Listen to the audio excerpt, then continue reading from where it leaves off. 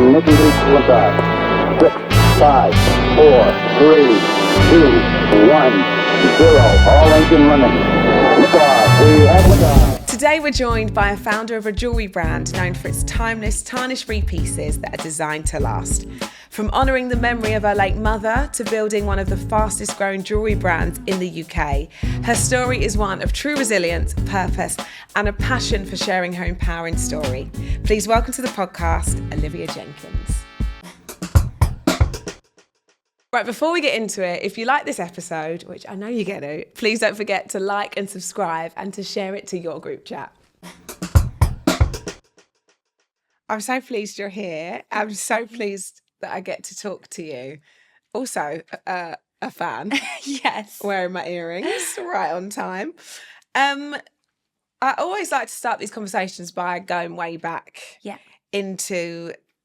I think the childhood really shapes us as people, and I think sometimes we don't actually realise that until we're living our adult life or we're doing the thing that we kind of have stumbled across. And there's always that kind of connection into why the business. Mm-hmm. Let's talk about your early childhood. How was that, and how did that look? Yeah, so thank you for having me. The earrings look gorgeous. Thank you. For me, my childhood was so normal. Like, I had the most normal childhood. I had a mum and a dad, 2 brothers. It was in Wales, so obviously a very quiet little town. It was just very regular. I went on one holiday a year. I went to school, then I went to uni. So it was there was nothing really in my childhood that shaped me who I was. Right. It was more just like a regular childhood. Okay. Yeah. And did you have like anybody around you that I suppose was kind of like instilling that entrepreneurial spirit, or was it kind of, like you say, quite small? Was there a bit of a ceiling, do you think? Oh, yeah, for sure. So I think so my dad was an entrepreneur and my granddad was an entrepreneur. So they had their own business in cars. Right. So I always knew that you could have your own business. I knew that was a possibility. But you know these people who like say they woke up and out the womb and they're literally like want to be a business owner? Yeah. That was not me. Oh, I'm with you. Yeah. I was just not interested in starting a business. I just wanted like a regular 9 to 5. And I felt like I didn't really have like that entrepreneurial spirit. But obviously that all changed. So it was there was nothing really that would make me want to start a business, but I knew that I could if I wanted to, because my family were like so supportive of everything I did. So it wasn't like that thing that I am gonna find my own way and I'm very headstrong and I'm because sometimes you can really see the glimmer of like, I can see it in my children. I can see between my 3 kids who's the one that's probably got a little bit more ambition or kind of that drive versus the ones that are quite easily pleased. You know, I can see that already. Yeah. And I'm talking in sort of code because one of them sat the other side of the camera, so I'm not trying not to give too much away. Let's lead into your why and the story behind D.Louise. Yeah. So COVID obviously was a huge like pivotal moment for me, as I'm sure it was for you and the whole world. Yeah.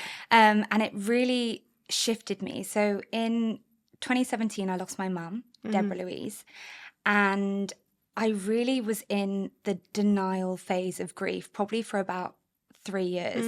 And I know there's loads of different phases of grief that people have, but I was just almost like ignoring what was going on. And when COVID happened, obviously life got totally moved upside down, and it took away everything that I was doing on a day-to-day basis to keep me busy and to like keep you busy in order to sort of try and deal with your grief. It all. And I quickly realised that life is about meaning and purpose, and the job that I was in wasn't really giving me that. And I went to my fiance Jack, who's also the CEO and co-founder of D.Louise. And I said to him, look, I'm feeling all this kind of way, and I feel like where I lost my mum. Like, I don't feel like I'm on the right path. Right. And he was someone who, as an entrepreneur, literally selling sweets on the playground when he was like a kid. So he was like through and through, had his own business. And he was like, well, why don't you start a business? And at the time I was like, you are absolutely crazy. Like, I don't know anything about a business. Like, I don't know how accounting works. I don't know what product I would sell. So it was completely like nothing I'd ever thought I'd be able to do. That's so interesting. So it's almost like because look, we know when you lose somebody in your life that is so crucial and such a, big part of you, to try and find that path and know how life's going to look without that person and what that means. And like you say, kind of, we all kind of try and mask grief with other things, don't we? And when the world takes away that mask, I mean, I suppose you could look back in hindsight and say, actually, sometimes stripping it all back and having to deal with the bare bones of the grief 100%. Actually was probably really good for you. Yeah. But at the time, your world falls apart, doesn't it? Yeah, no, for sure. And it's so interesting that actually the idea of creating a business as a new path, because I'm on your team where I say like a busy brain is a happy brain for me, and it doesn't work that way for everybody. But if I'm going through something or something big has happened in my life, whether that might be losing somebody or everything turning upside down, my work is like my outlet. Yeah. And it's probably where I'm like, okay, this idea and that idea, and everything ramps up a notch. So what's kind of interesting is that actually the business is kind of born through that and needing to have a path that's yours. Yeah, no, for sure. And I also think that having that meaning behind the business, like for me, it's never been about making a profit.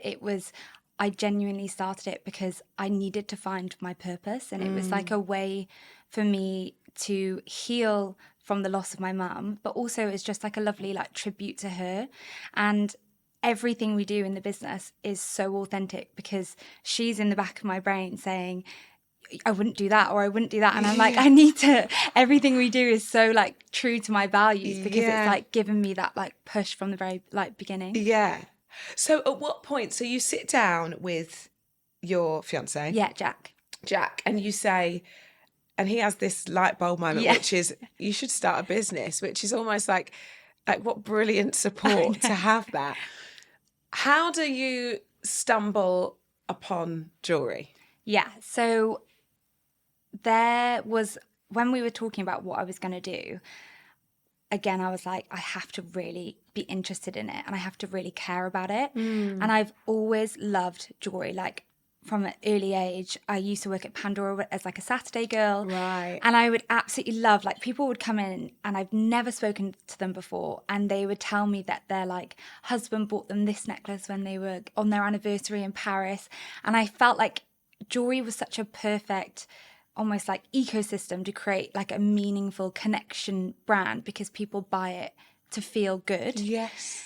So it was always about something that like I truly believed in, so loved it from the start. And also it was like from the very beginning, I wasn't a designer. Like I didn't know how to design things. Of course. And I didn't know. So I was like, I can't do a fashion brand because like I'm not that cool. And like it's not true. I'm just like trying to figure out like sizes of different things. So I knew that jewelry would be on my side because jewelry almost already exists in the world. Yes. So you have the earrings, the necklaces. So it was it was basically just didn't fall into place, but it was like I had that purpose for jewelry, and then it just happened that it also had the connection behind what I wanted to start. Yeah, and I suppose, like you say, everything.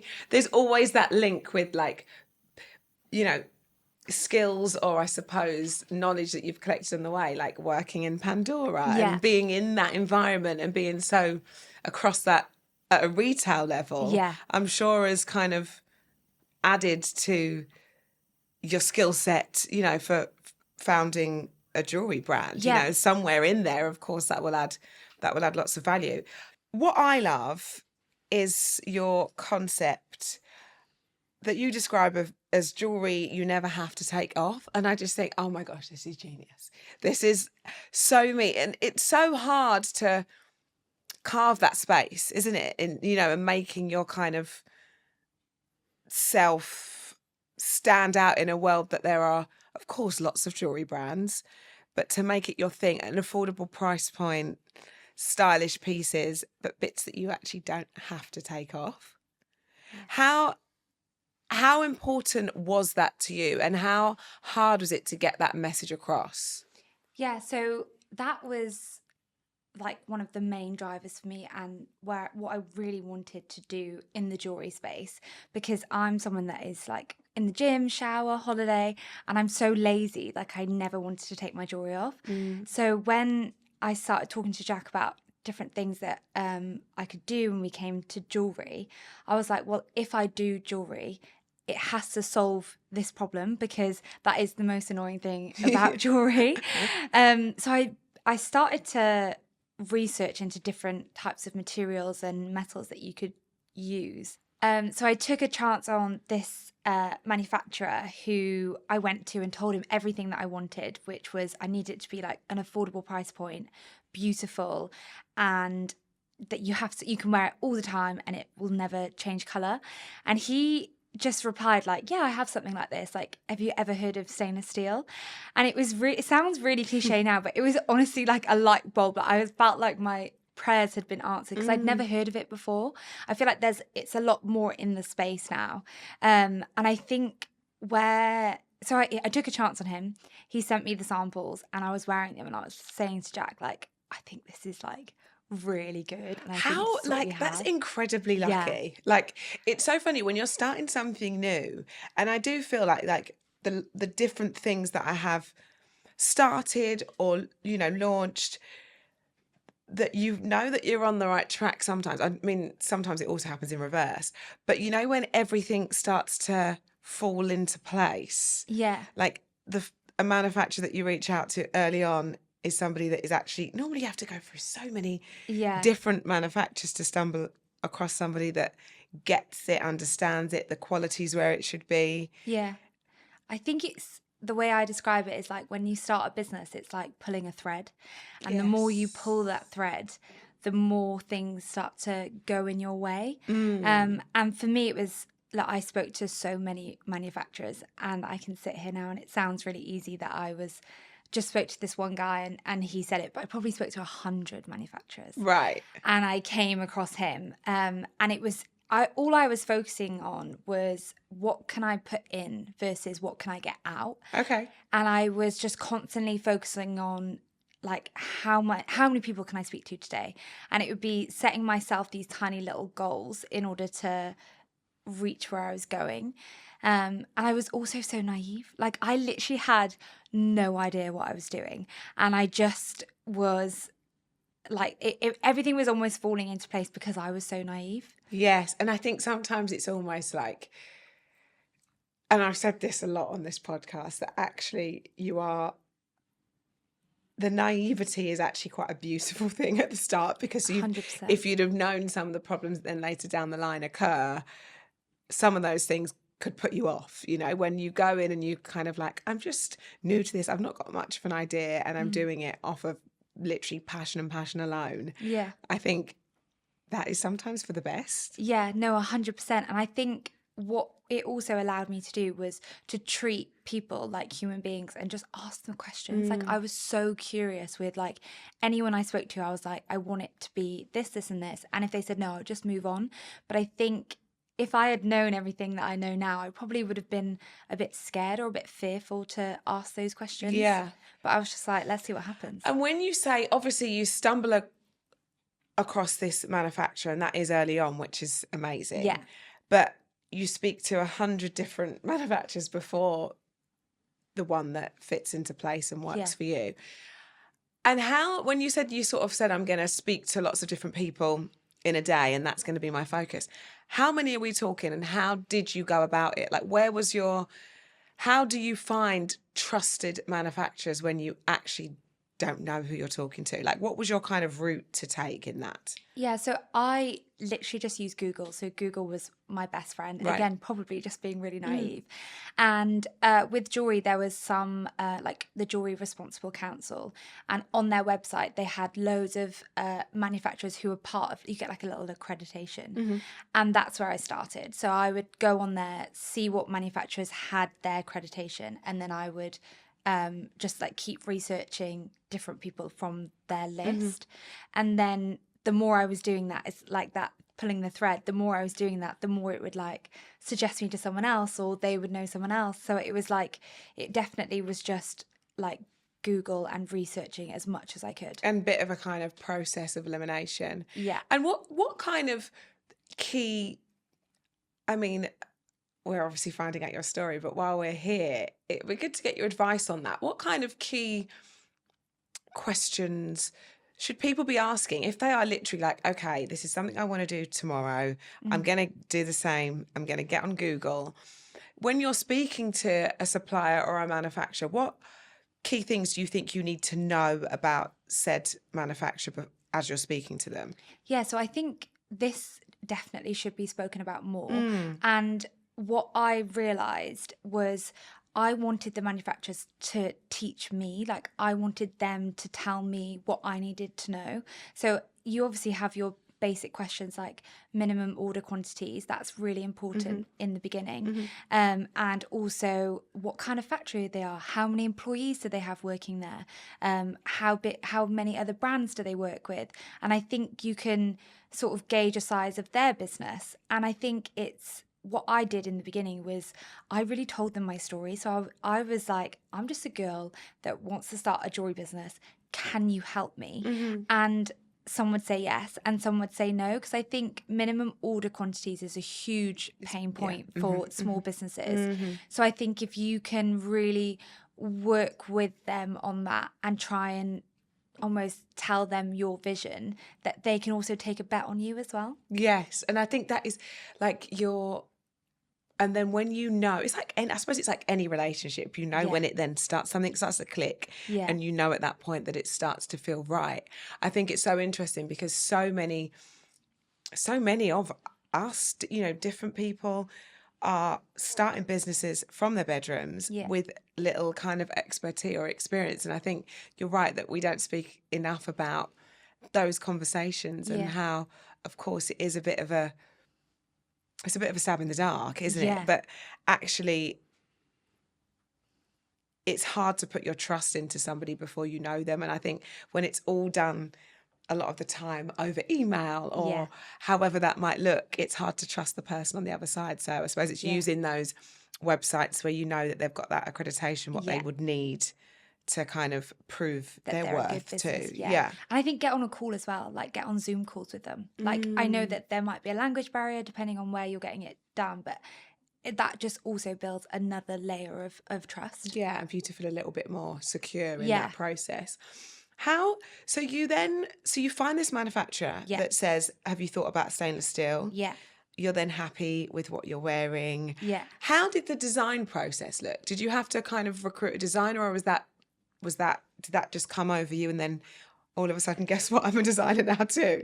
Yeah, so I think like I said in the beginning, I am definitely not a designer. I can't even draw anything, but I do know what I like. Yes. And I basically would send them like 5 different things of jewelry, and I would be like, I like this bit, this bit, this bit, and this bit.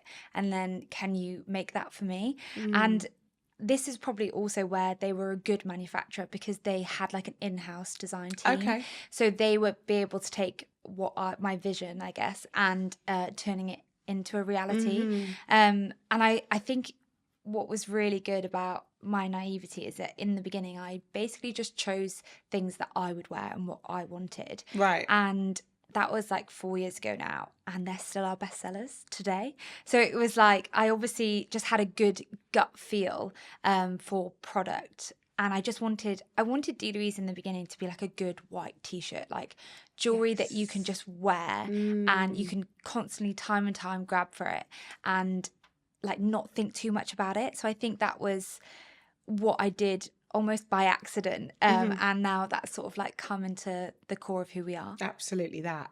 Let's talk about that. I'm so interested in first. Let's talk about that first order. Yes. And how chaotic. That looked. Yeah, like, because that press and go, no matter how happy you are with the quality and the design and, okay, this I think is right. Yeah. And I suppose, how many pieces were in that first collection? So we launched with 8 pieces. Okay. Yeah. So how did that order look? Like, how much volume did you have to place? So we had I think it was like 50 units per piece. Right. And it was, I remember I went on Excel and I was like, I'm guessing I just need to like write this on a spreadsheet and like send it to you. And he was like, yeah, that sounds good. So I literally named them all, like just named them random things. I was like, well, I like this name and I like this name. So there was no thought process in that whatsoever.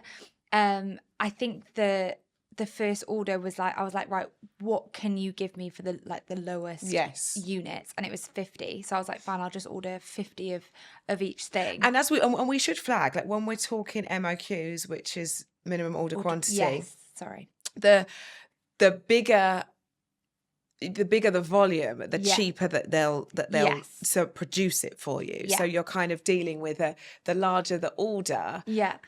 The cost per piece will come down. Yeah. But obviously you've got to put a risk on thinking, would I sell 1,000 pieces of this versus 50, and how much that's going to cost you? And then that obviously factors your commercials and your margins and how that will then look. Yeah. But obviously that is the hardest thing for a small business when they're starting.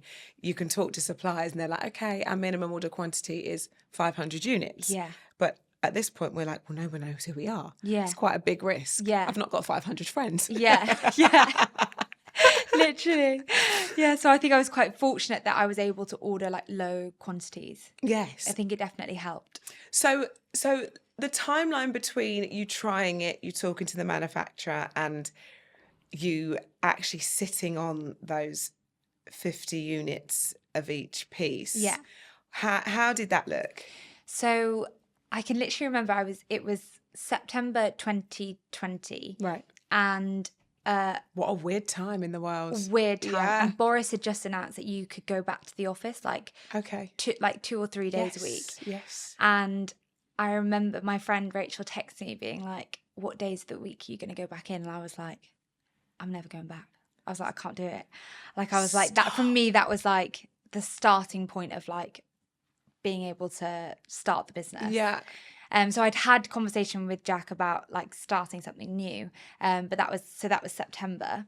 And then I launched in January 2021, which is like the stupidest thing in the world. Like, after Christmas, no one's got any money. And like, that naivety, I was like, well, the product's ready, the website's ready. So I'll just That's launch. quite a fair turnaround in terms of like, that's speedy. Like, that's really impressive. But like, no thought went into like the like branding, or like I remember making the logo on like a Word document in Jack's parents' kitchen. So I was very much like, speed. I just want to get this out and then I'll like perfect it later. Like, I was all about action. See, that is so interesting, because when we talk to you, it's a game of two halves, right? Some people wait for perfection, which at the time you might think it's almost close to perfect or perfect, and then a few years later you reevaluate how perfect then looks to you. Or some just take action and think, do you know what, I'm going to get this out there, I'm going to give it a go, and then I'll finesse it as I go. I just need to make my mark. But I think that is so brave. Like, it's such a brave thing to do. And I suppose if you aren't going back to a job in September and you think, okay, no, this is now my focus. Was there an element of, because you knew you were taking a risk to a degree, well, everyone's taking a risk when they launch a business, and not going back to kind of stable income, was there an element of, I just need to get this, and if it's going to work, amazing. If not, I just want to fail fast? Yeah, so I didn't leave my job until the April off. So I started in Jan, left my job in April. Right. So I did have that income on the side, and I do think that was really helpful just in the beginning, because it just took a little bit of pressure off me in terms of having that money coming in, being able to pay rent. But I also was just, I had nothing to lose. Like, I knew that I didn't want to continue to do the job that I liked, so that I was in. So I was like, if I'm just going to try and do this thing, if it doesn't work out, I'll probably leave my job anyway. So I was totally fearless. Like, I was just like, I'm just going to go for it and just see what happens. And it's such a sort of nice space to be in. Yeah. Like that, of course it's risky. Of course it might not work out, but actually I'm not going to stay here anyway. Yeah. So why not now? Yeah. And I suppose it being it's a brand that you birthed that had such a deep meaning too. There's that real kind of,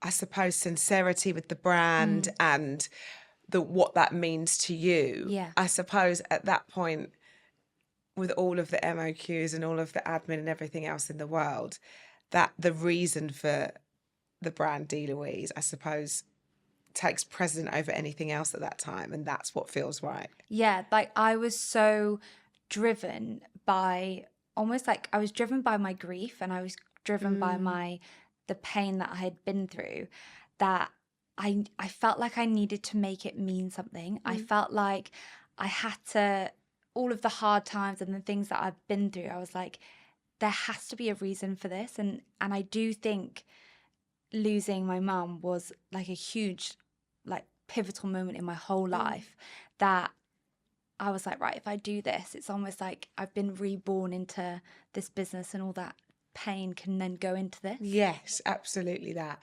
So you launch, do you remember the date you launched in January? I think it was 15th of January. 15th of January, 2021. Yes.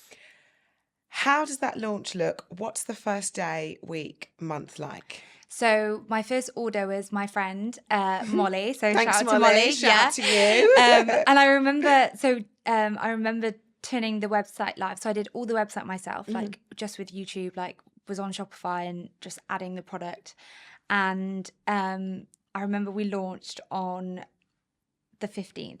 And I hadn't told anyone, because it's really scary when you launch a business and you feel like you're so vulnerable. Yeah. And I was like, what are people going to say? And I remember I just like reposted to my story. I had a private Instagram. I reposted this like D.Louise thing to my Instagram. My friends were like, what is this? And I'm like, not sure. Don't worry about it. It's all fine. Like, why do you think so? What, because you were kind of... I guess I was just like, almost like a bit embarrassed. Yeah. Maybe like I was like, I don't know how people are going to receive it. Like, you're putting yourself out there. Like, it was quite like a vulnerable moment. We do that as women, don't we? Like, I think that you've put your heart and soul into this since, you decided you were going to do it. And then we do that thing where we dumb it down. It's just this thing, and I'm just going to see. And just not sure. Don't worry, it's not a big deal. Yeah. And then, so your friend... She buys her order. She buys her order. Yeah. And then what happens? So I probably had like maybe 10 orders that day, but they were I knew every single person. And I then would just package them and take them to the post office myself. Right. But fortunately, in lockdown, Jack had learned how to do Facebook advertising. Very good, Jack. Yeah, I was like, love that for you. He was doing more than making banana bread. Yeah. I like that. Yeah, I was like, you do that. I'll watch you from afar. So he was like, I think we should run some ads for it. And I was like, fantastic. And I remember he started running, say it was like a Wednesday, he started running them on like the Thursday or the Friday. And we didn't get any sales. And I was like, why aren't we getting any sales? Like, I thought these ads were meant to work. This was your thing, Jack. Yeah, I was like, why is there no one buying anything? And he was like, yeah, no, this is all fine. This is all fine. Like, it's going to be fine. And what's really funny is he tells me now that he had spent like nearly like £800 on Facebook to get our first sale. And it took like a whole week to get the first sale. But then once you got that first sale, it started then to like obviously snowball. But yeah, it took a long time to get that first sale, because obviously people were like, what is this brand? Yes, yeah. So I think, yeah, it's funny that he was like... Pretending. Don't worry, it's all totally fine. I'm not going to tell her what I've spent on this. Yeah. You know, the ads are happening, and they actually then start to land, and people are engaging with the content that I suppose they're being served by the ads. At what point did you realised that actually this is now more than my friends supporting this. This is a sort of, you know, the light bulb's gone off here and this is actually becoming a bit of a thing. Yeah, I think I remember we did like a payday weekend sale. It was like 20% off site wide. And I remember we had maybe 300 orders. And where are we here in timeline? I would say, so I left my job in April. So this would probably be, it was before, that's what made me quit my job. So probably about March. Okay. So January, February, probably about March. And we launched this sale. It was the first time we'd ever done a sale, and had no expectations, and it just went wild. Like, people loved it, and had 300 sales in the weekend. Gosh. And I had to pack them all myself, as well as having my full-time job. And I remember just saying to Jack, like, I'm so miserable doing both. Like, I need to like make a decision here if I'm gonna like quit my job or keep doing this. And I quit the next day. Yeah, so then I had a month's notice, which was like the worst thing in the world. But yeah, it was that from doing that first sale, I was like, oh my gosh, I think this is... We're onto something here. And how quickly did you place your next order? Because your first order is 50 units of each piece that you have 8 of at the time. Yeah. How quickly do you press go on order number 2? So this is where, again, my like chaotic naivety, because I was doing the buying. Right. And well, you're doing it all. I was doing it all, point. yes. Yeah. And I basically just had like a spreadsheet, and I would have a budget. So say my budget was like £2,000 to spend on stock. I would basically then just split that £2,000 like evenly through all of the SKUs. Didn't take into consideration what I already had in stock. So at one point, I remember we had like 300 of one thing. It wasn't selling whatsoever. And I just kept on buying like 50 more, 50 You keep replenishing. Yeah. And like, I remember looking at it being like, why have we got so many of that one thing? And then, yeah, obviously that was a really stupid way to do it. But it's all those learnings. Like, how are you supposed to know? And I think sometimes you never know if something takes off, if one of those ads land or someone posts it or however that might look. Yeah. Actually, then that's the thing that you're going to go out of stock on. Yeah. So I had no buyer experience whatsoever. I was just like Excel blind. But I then, where the manufacturer saw that we were able to do it, he then was able to help me in terms of having even smaller buys. So I would do like top-ups like every 2 weeks. Okay. Because we didn't have any cash, so I needed to sell the product before I bought new. And this is often the problem that you see with businesses that are in their infancy, because you can be presented all of this opportunity. Yeah. But actually, to make that opportunity sort of come into fruition, you need the cash flow to be able to place the order, to retail it in a certain store, and you're kind of...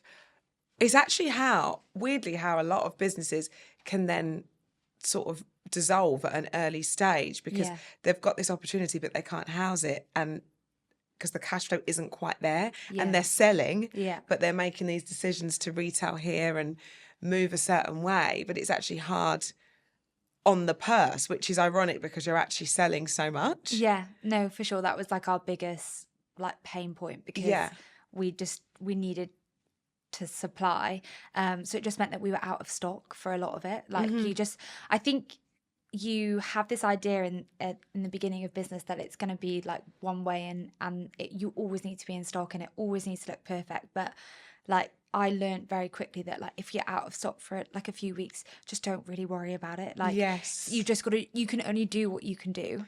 And there's also something about the like, as far as like marketing's concerned, the idea of being out of stock is really appealing. Like, I always want the thing that no one can get. Like, it's my biggest bugbear. I'm like, it's out of stock. That's the thing that I'm waiting for. Yeah. But logistically on the back end, being out of stock is an absolute nightmare. And it's something that took me a while to kind of get used to, understand. Yeah.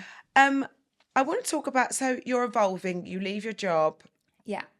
And then obviously you're noticing the kind of how often those top-up orders are happening and how that's looking. In 2023, former Gymshark CEO Steve Hewitt invested and joined as an investment director. Yeah.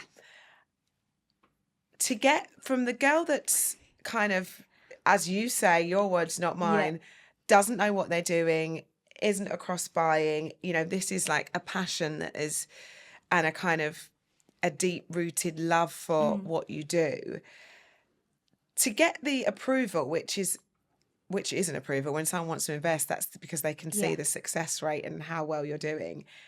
How did that feel? How did that partnership come about? And I suppose, how does it feel and what impact has it had on D.Louise? Yeah, so we had a fantastic 2022 Black Friday.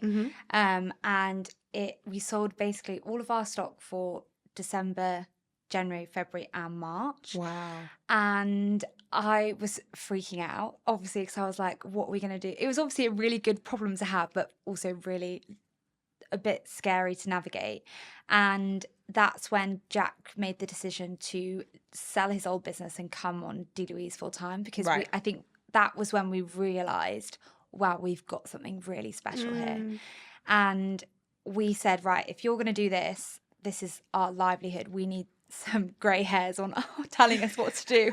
Someone who's been there, done that. I love that. It's such a good outlook. Someone who has been there, done that, and got the t-shirt. Yeah. And my friend used to work at Gymshark, and he said all of the good Gymshark lot have just left and set up an advisory company. Okay. And that was for now and Steve. So they had, I remember filling out a form and it was like, is your business over like £5 million?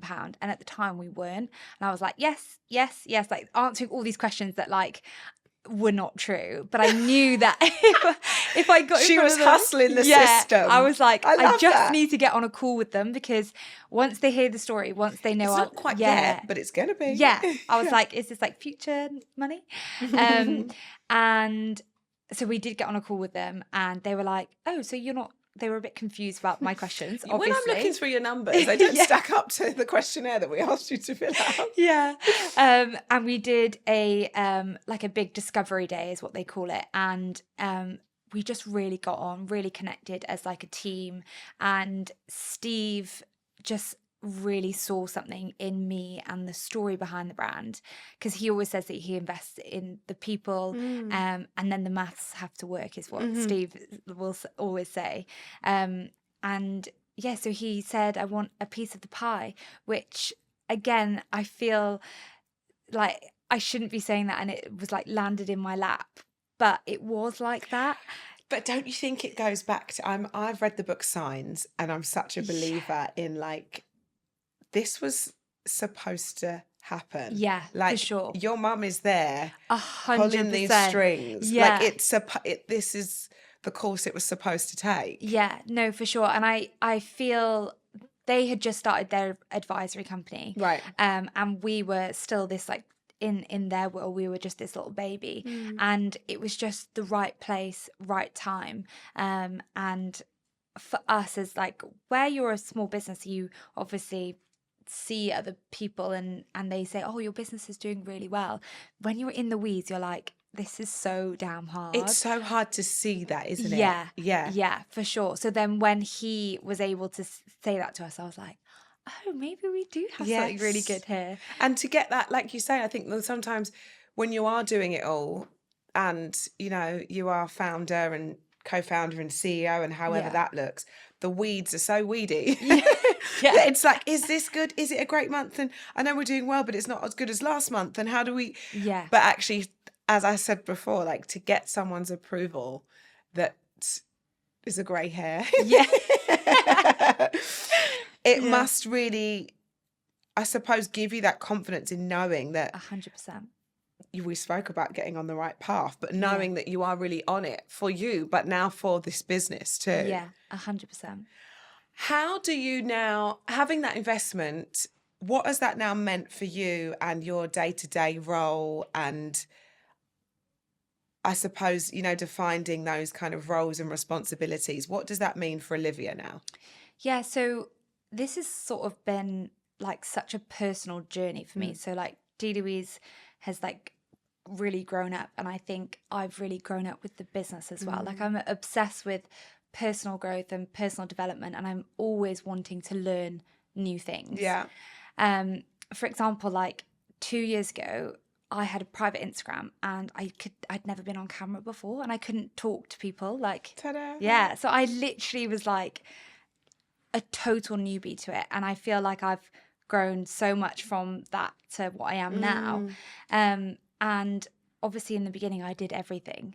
So where we're hiring more people, I'm doing less and less of like the doing, but I'm doing more and more of the learning and the growing. And I feel like I'm a real voice for D.Louise, but also a real voice for people who I hope have gone through hardship. And by me being vulnerable, it encourages other people to be vulnerable. Yeah. So I always say like my biggest like role, I guess, in the business is to inspire people to create strength in their own story. And that for me is like one of the best roles I guess I could do at the company. Absolutely that. And I think you kind of, when you're doing something that's, of course, everything great is normally born out of something self-indulgent, right? And if you're doing it to better yourself and to put yourself on the right path, I suppose at the time what you don't realise is into the future how many other people that will inspire and motivate to kind of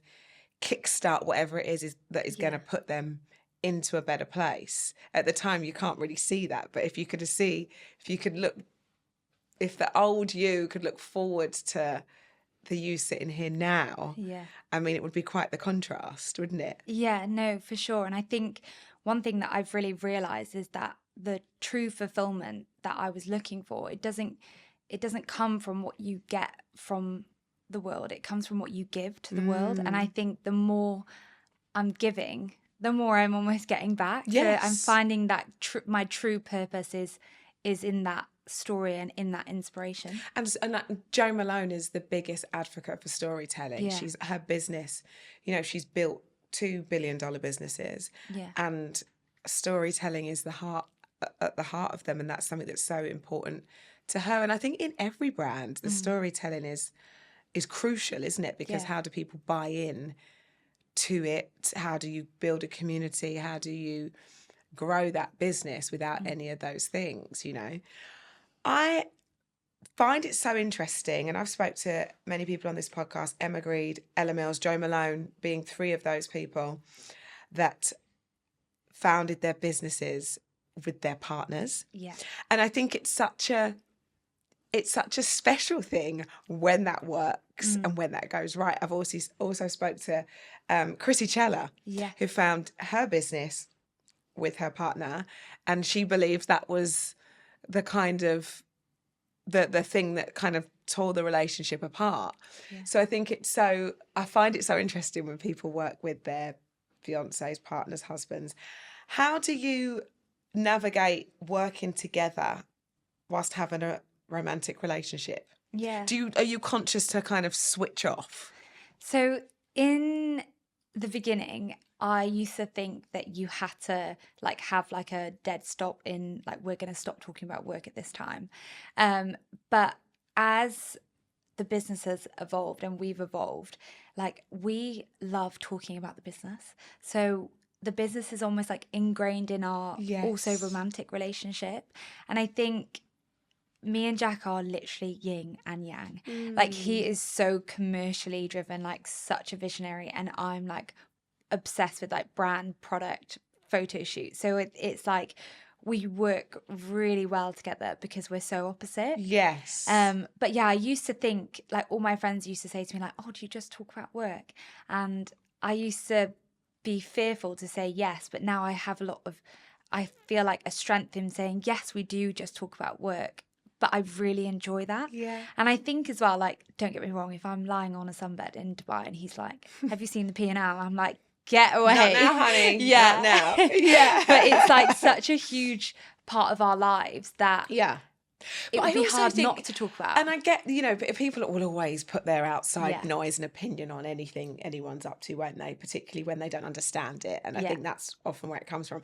But I also think, like, it happens whether you work together or not. Like, we'll go for dinner and look at our pictures of our kids all night. Like, and we've just left them and got a babysitter and wanted to go for this dinner. And then we're like, oh my gosh, what about when he did this or she did that? Like, I think whatever it is like that lights you up as a couple, Yeah. of course you're going to talk about it. And I think it's also hard for people to get their head around it when they work to live, not live to work. Yeah. And I think there's kind of always a difference in opinion that actually work is kind of a negative place to be. But when for you it bears such a positive because it's such a personal passion and that story, I think it's only a nice thing to talk about. And like, don't get me wrong, we don't always want to be talking logistics when we're trying to chill. No. But it's something that lights you both up. And I think that's important to have that when you have such a tight relationship. Yeah.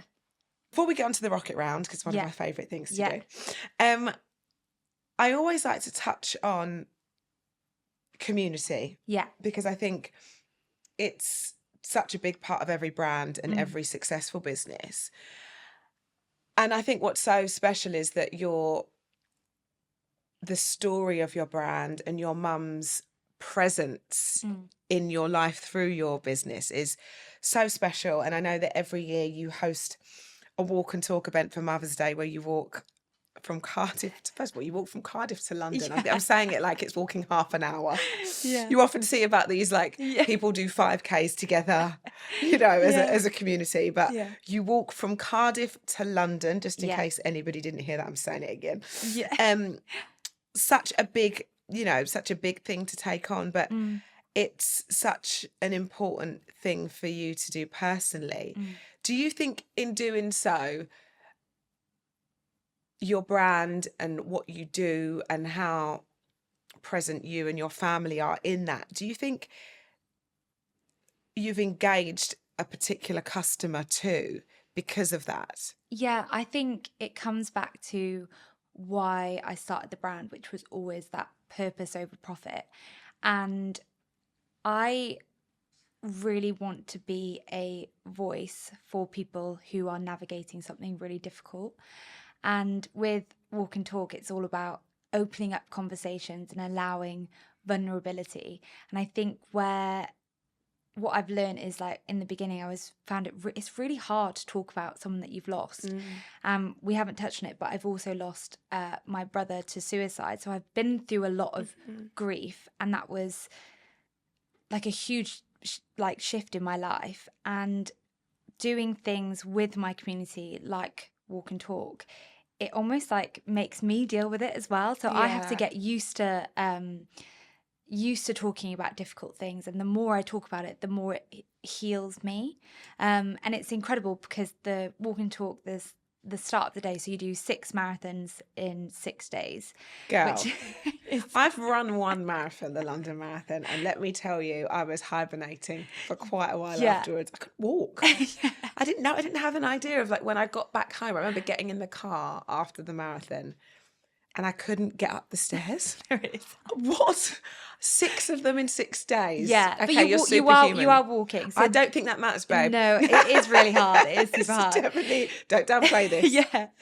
But it allows people to come. We had people from all over the UK coming, and they honestly just open up to me instantly, about a mum that they've lost or their sister that they've lost, and I get such fulfillment in helping those people have a place and helping them feel like they've got somewhere they can come, safe space, and share a safe space. And in doing so, does it help you? 100%. It helps me navigate my own grief. And I think it probably comes back to where I was saying about that fulfillment. It's the more I give to people, the more I'm vulnerable. It's almost making me stronger as a person. It's bigger than jewellery. Yes. I think that's one thing that I can really take after talking to you. And it's gorgeous jewellery. And yes, of course you shoot lovely campaigns and visually I want to wear it. But actually this is so much bigger than a jewellery brand. Yeah. And it's kind of, you've almost, I suppose, carved out the impossible. In a world of jewellery, you think aesthetics, you think kind of perhaps a little more disposable. Yeah. Of course, there are forever pieces in jewellery, but in the way that fashion moves and statement earrings are a big trend. Yeah. But this is more than that, and there's a lot more substance to this. And I think that is obviously how you've connected with people. Yeah, I think it's like people are really emotionally connected to the jewelry, and then the jewelry makes them feel really, really good. So then they just keep coming back. Like, I love that people can buy and wear my product, and they put it on and they feel good in themselves. Yeah. Like, there's nothing, like, if I go out without earrings on, I'm like, oh my God, I'm naked. Like, I feel like I've like not got a part of my body. And I think that is where the emotional connection with themselves, and then I think that people just find my story really relatable because, like I said, I had no funding, I had no network of people around me telling me what to do. I was just a regular girl who made a decision to change her life and channel my grief into this, a positive. Yeah. Back to the business side of it, what does like a really good month look like now for you? We spoke about those orders and we started off with the 50 of each. Yeah. I know that it's grown somewhat. How does that now look? Yeah, so our first year we did 290,000 revenue, and this year we'll do 10 million in revenue. So yeah, it's gone quite good. Look how modest you are. What I love about you is you're like absolutely bossing it, but you're like, so it's still all right. Friends, don't worry about this little thing that I'm doing. I'm just sharing it. It's absolutely incredible, and it's so nice to see and hear, and it's like a passion project turned business. It encompasses so many different things, and I think that's why it's connected on a different scale. I love it. I love it. I love it all. Thank you. Should we do the rocket round? Yes. I know that you're still so modest that I can feel you, like, you know when someone pays you a compliment and you don't know where to look. No, I appreciate it's giving that, and I love Thank it. you. You're very humble. Okay. First one is always, what do you believe are the non-negotiables for launching a business? Action over perfection. Having a really good product, like your business won't survive without a good product, and a good story, I would say. Yes, absolutely that. I mean, girl, you got all of them, that's for sure. When did you first realise that you truly launched? Probably on that Black Friday where we sold out everything. I was like, what is going on? We need a plan B. Yeah, I was like, what? I was like, turn the website off, like it's too much. I love that. What's the first thing you do when you wake up and the last thing you do before you go to bed? So I am an early bird, so probably get up at like about 5 and I'll make a lovely coffee from my like Sage coffee machine, and that gives me so much happiness. Why is that so, like, it's like almost like meditation mixed with a bit of therapy, isn't it? Yeah. That me time early, mine's matcha, but that like early doing, it's like doing something for yourself when the house is still. Yeah, I love it. It's unbeatable, isn't it? Yeah. And people are always like, it's not, getting up early is not realistic and it's too early. I'm like, just do it. Yeah. Like, for me, I had to force myself for a bit because I don't think I'm naturally an early bird. I am now, but I wasn't. Yeah.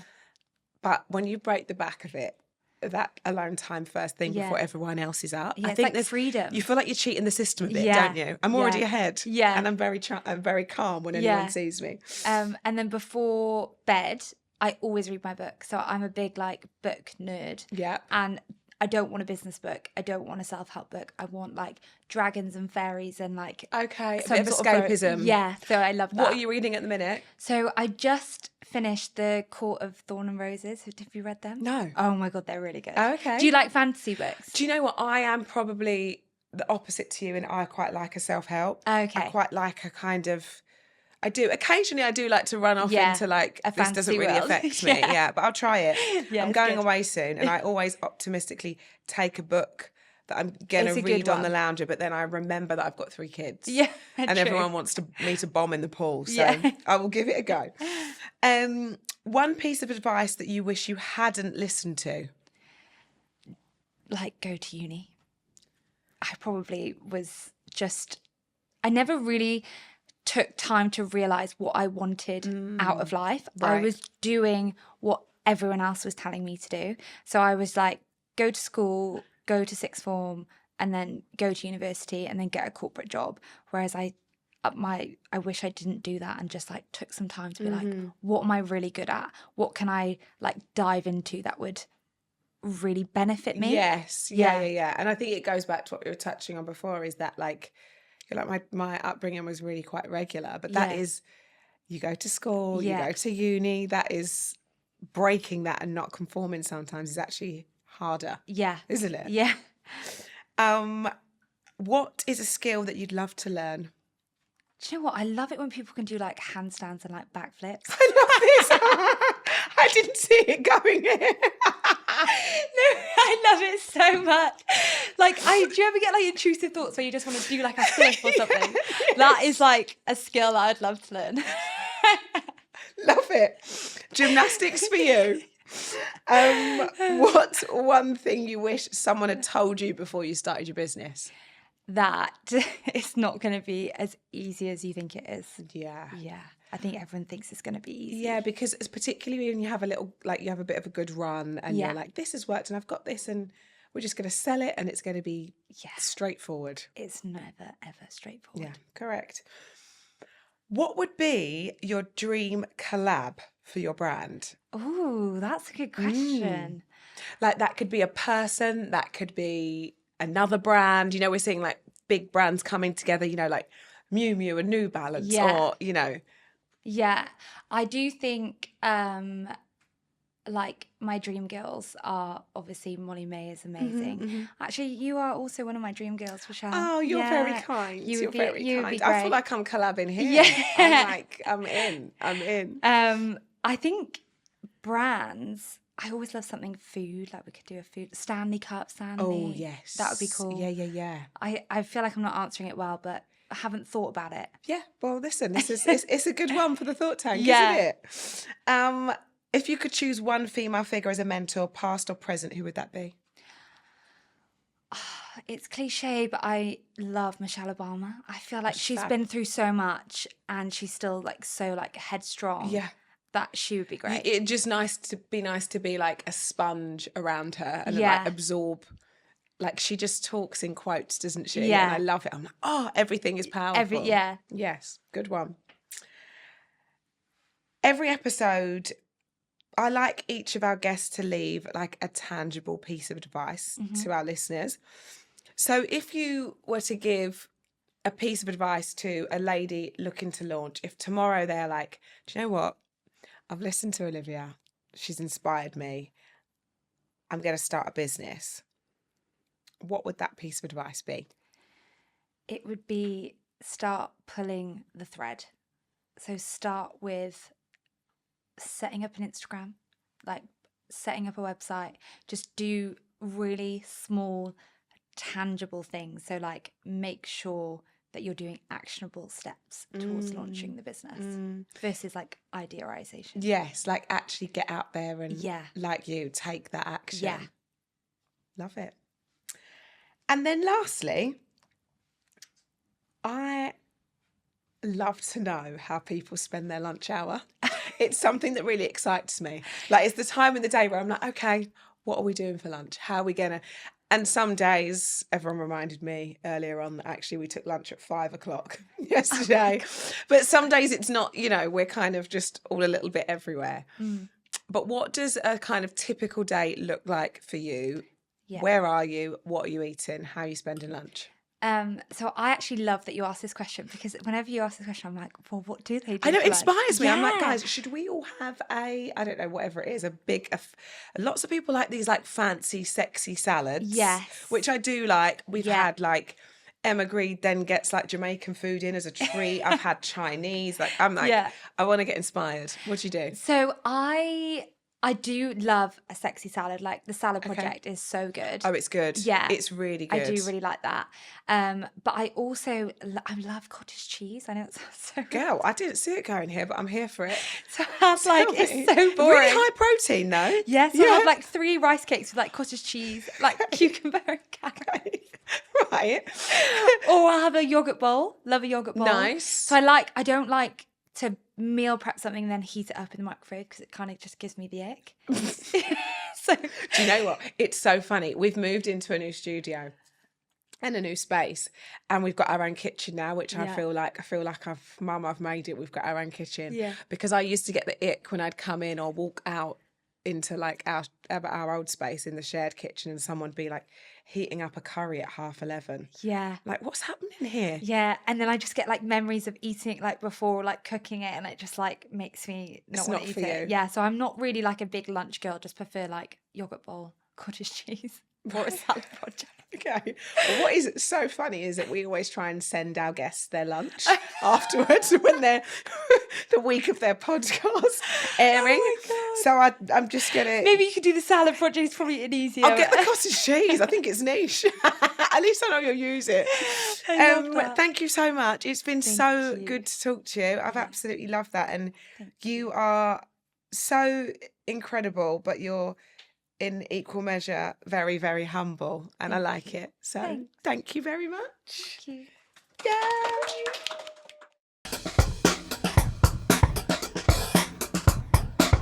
Don't forget to follow us on Apple and Spotify or wherever you get your podcasts to make sure you don't miss out, because next week we're going to be talking to another incredible lady who launched.